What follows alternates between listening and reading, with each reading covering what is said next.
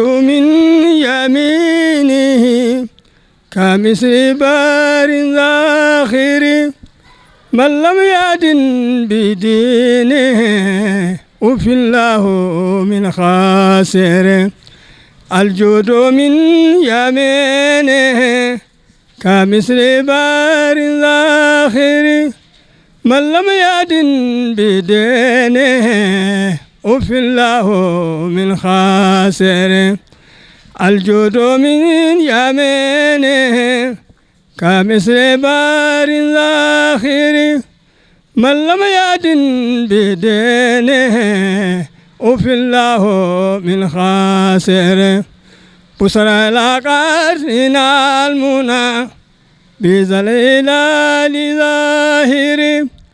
وزارنا شعر الهنا أهلا به من ظاهر يا حسنه من قادم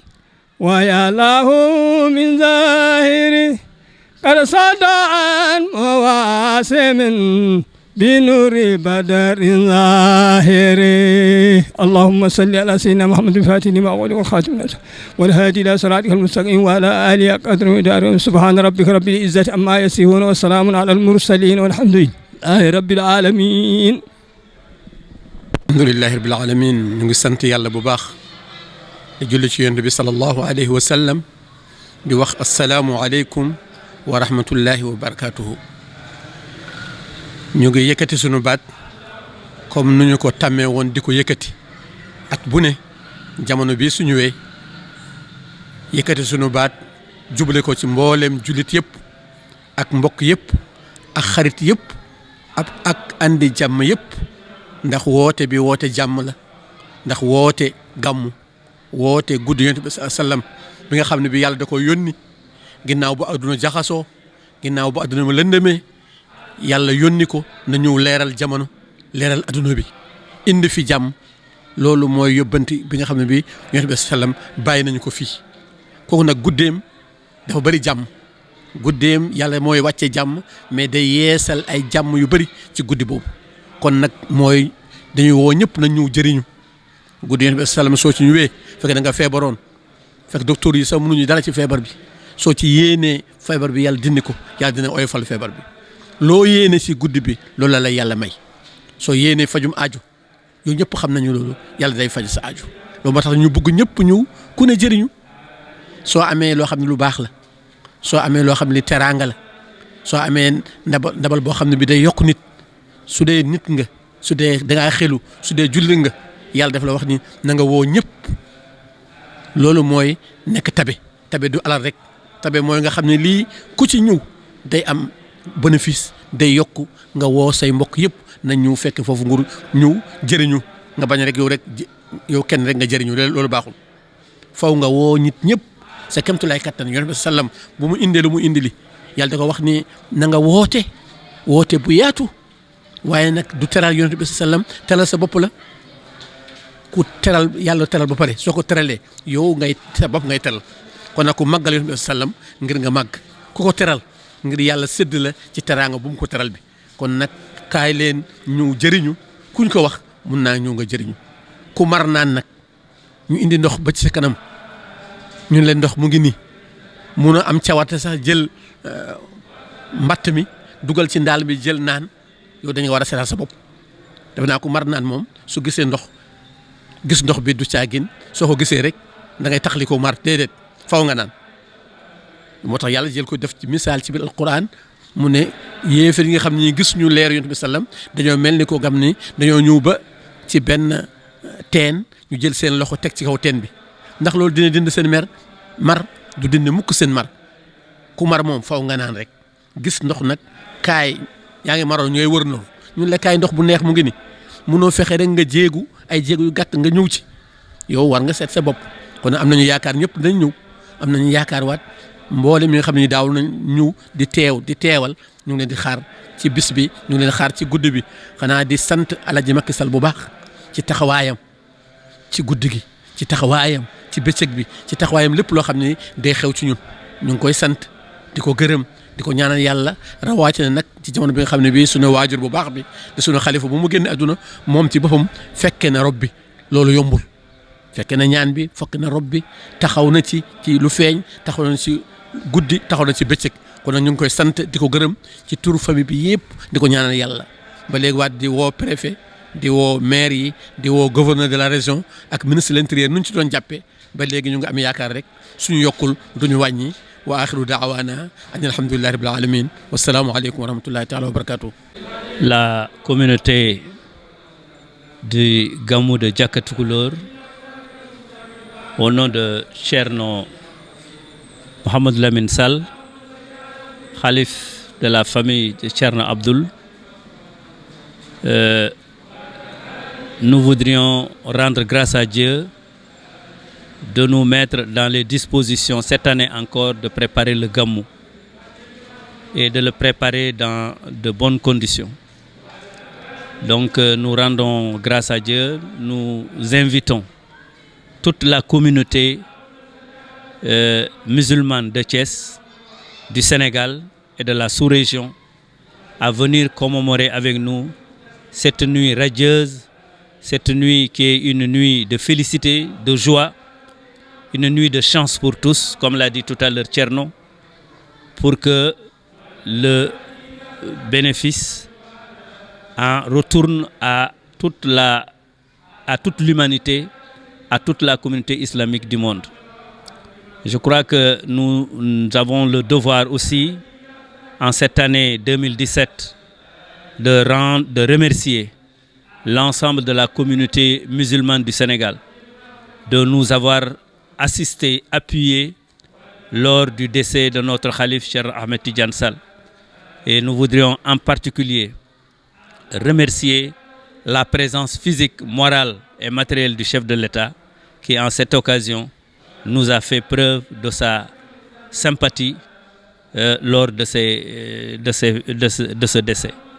Encore une fois, c'est un appel adressé à toute la communauté islamique du Sénégal et particulièrement de Thiès pour qu'ils viennent avec nous commémorer la naissance du prophète. Les activités ont démarré, les commissions sont mises en place,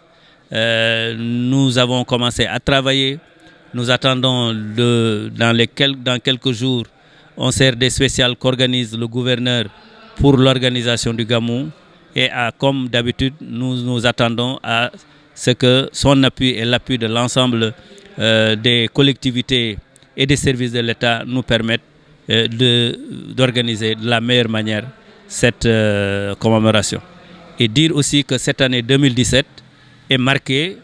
par le khalifa de Thierno Mohamed Lamine Sall ici présent, qui remplace son oncle Thierno Ahmed Tidiane Sall, n'est-ce pas? Mais je pense que toute la communauté musulmane du Sénégal sait déjà que depuis ces 15 dernières années, compte tenu de l'état de santé de ses prédécesseurs, il a assumé ses responsabilités. Il a été l'organisateur et le coordonnateur de ce Gamou. Donc, il y a toutes les raisons d'espérer que ce sera aussi une année de succès. Merci. Voilà, l'historique de ce Gamou date des années 50. C'est Thierno Abdoul Sall, un grand érudit musulman du Sénégal, qui a fait ses humanités à travers tout le Fouta et qui a fini vers la fin de la guerre, de la Seconde Guerre mondiale à Tivaouane auprès de Serigne Ababakar Sy. Et c'est au cours de ses relations avec ce dernier que ce dernier a accepté de le laisser s'installer ici à Thiès pour accueillir les jeunes Halpulaar que l'exode avait amenés, pour leur raffermir leur formation religieuse, mais aussi pour encadrer, dans le cadre de la tariqa, tous les fonctionnaires qui étaient là et qui voulaient assumer leurs responsabilités religieuses. Donc c'est lui qui est le fondateur, n'est-ce pas, de ce Gamou, en relation avec toutes les autorités religieuses de l'époque, sous la bénédiction des grandes autorités religieuses de la tariqa de l'époque, Serigne Ababakar, Alhaji Seydou Nour, qui chaque nuit de la naissance du prophète, en quittant Tivaouane, passait ici quelques heures de compagnie avec Seigne Thierno Abdoul avant de retourner à Dakar. Donc ce sont ces autorités religieuses qui ont béni cette nuit, cette organisation. Et après lui, comme vous le savez, Thierno Ahmed Tidiane Sall, un grand maître aussi du savoir islamique, a dirigé pendant une quinzaine d'années la communauté. Aujourd'hui, nous avons l'heureuse chance d'avoir à la tête de notre communauté Thierno Mohamed Lamine, que unanimement la communauté a désigné comme aîné, mais aussi comme étant quelqu'un qui s'est préparé à cette tâche, quelqu'un aussi qui a une bonne maîtrise du sens des versets et qu'il fait chaque année lors du mois de Ramadan. Donc c'est cela aujourd'hui, toute l'historique de ce gamou. L'appui que nous attendons, en fait, c'est un appui traditionnel. Nous avons la communauté en elle-même participe chacun par ses moyens, mais nous avons aussi besoin du point de vue d'une organisation aussi importante qui reçoit des gens qui viennent de l'ensemble du pays et même de la sous-région, de l'appui moral, de l'appui financier, de l'appui matériel des autorités de l'administration, mais aussi des collectivités locales. Je dois dire, comme je l'ai précisé tout à l'heure, que cet appui ne nous a jamais manqué, mais cet appui aussi doit, de notre point de vue, chaque jour augmenter parce que le gamou prend de l'ampleur. Wow. Wandiraɓe, assalamu aleykum wa rahmatullahi taala wa barakatuhu. Eɗen calmina dendagal en ɗamɗam e koreji ɗi e leñol Muhammad sallallahu alayhi wa sallam, kalɗe mbawi wonde nanoɓe dane amen nde ene yiye ayawo amen. Ngoɗo noddago noon woni sababu muɗum koko ɓooyi waɗede, woowi waɗede e ngal ɗo dingaral jakko tuklor Darussalam. Erago ngo noddi ɗum ko jamma jibinede nelaɗo Allah sallallahu alayhi wa sallam woowi waɗede ɗo yeti hono waɗirteno ni. Eɗen ñaago noon wondiraɓe fof nanɓe daaɗe men nde ngoɗo noddago eɓe bisma ɗo yeti honde bismirteno ni, e nder galle maɓɓe, e nder dingaral maɓɓe, e nder jama e maɓɓe woni suudu Allah. Neɗɗo kam so dañi malal, jortima malal, dañi moƴƴere he jaam, noddi koreji mum fof yo ngar pecco he malal ngal, yo pecco he teddugal ngal, yo pecco he jaam o, ene haani notade noddago ngo. Wona minen noddi, ala noddaɗen koye rasulullahi sallallahu alayhi wa sallam, noddaɗen koye teddinde mo ganduɗa o Allah teddini ɗum, sa teddini ɗum teddora hen. Noddaɗen koye mo ganduɗa o ko nelaɗo bel ma jaam dañi he aduna o, no ari nde o nela nden jaam daña, jaam o aduna o fof fecci hen, aduna o fof ɓeydi hen, mboni kala tini hen e hoore muɗum. Ɗum noon on jamma so neɗɗo ari hen ene jorti hen yaafede bakkatuji muɗum. On jamma so neɗɗo ari hen en jogui anniye muɗum moƴƴo, kala haaju mo joguino haaju ono annimo, so tawi ko ñaw ko anni doctoreɓe, so tawi ko haaju goɗɗo ko anni joom hakkillaji ne anduɓe, inchallah e barke nabi sallam, e barke joom jamma o, e barke nokku o, ma Allah humto haajuji makko, saframo, sellinamo. Non en noddo erago hono mawɓe men noddiratno ni, haydara waylaki ɗo, mawɓe no mbaɗiratno ni mawludu, jaara nelaɗo sallah sallam, juura nelaɗo sallah sallam, jaaroɓe sallah sallam, kala joguiɗo hunde juuruɗo men, beytoɓe beyta, duwtoɓe duwo, weltotoɓe belto, ha joni ko gon felo woni ɗo yeyde, goɗɗum ala ɗo yeyde, saabu kala ko woni ɗo kamɓe mbaɗi ɗum, kala ko daña ɗo koye barke mabɓe, kala ko wawa ɗo koye gandal mabɓe, kala yaajede wonde ɗo hande koye yaajede mabɓe jubba adda ɗo yeyde. Non en jorti jamma o, yimɓe fof ma gar hen koɗen jorti jamma o, kala garɗo ɗo yeyde ma dañ annore, kala garɗo ɗo ma dañ moƴƴere. Non en jejjita noddude mawɓe men wonɓe wuuro he, surtout mawɓe men seeren ɓe tambini men diine o, tambini men leñol ngol, tambini men kala haajuji leñol ngol, ɓen en jejjitanen hay goto. Kono eɗen eero kadi noddago e noddo laamu ngu ɗo daratono ɗo guila he Alhaji Macky Sall, he wonti muɗum premier ministre, te ministre l' intérieur, he maire uji gonɗe e wuuro he, he dendagal ɓe ganduɗa ɓe en jagganno hen tengti noon gouverneur de la région he préfet département o he dendagal daratonoɓe hen he enɗam ɗam he joom jawɗele he anduɓe men he joom peeje men he dendagal dartonoɓe hen ha feewa ha yooɗa ha yuɓɓo eɗen jorti hikka ɓurata yodde ɓurata yajde ɓurata fewde eɗen noddaɓe he jamma sallallah alih wa sallam jamma malal jamma ɓeydare rasulullah sallam gilno jibina kiiti maayi aduna o gilno jibina fitina maayi aduna o ɗum noon on jamma mum no foti mawninede wona hawo mawno hen kanko o gayni mawnude ɓeyɗa Allah wimo wa innaka la ala khuluqin azim ɗon teddugal haaɗi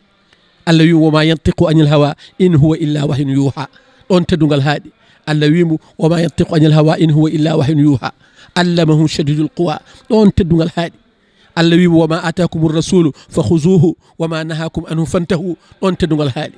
a yahat ha so tawi a anda Allah ni mbatta jawdirde holko Allah jeeyi he rasulullah sallam ko jeeyi ko saabu tan teddugal makko e Allah no wayi elle ɗum ɗo wonno erago ngo wa akhiru dawana an alhamdulillahi rabbil alamin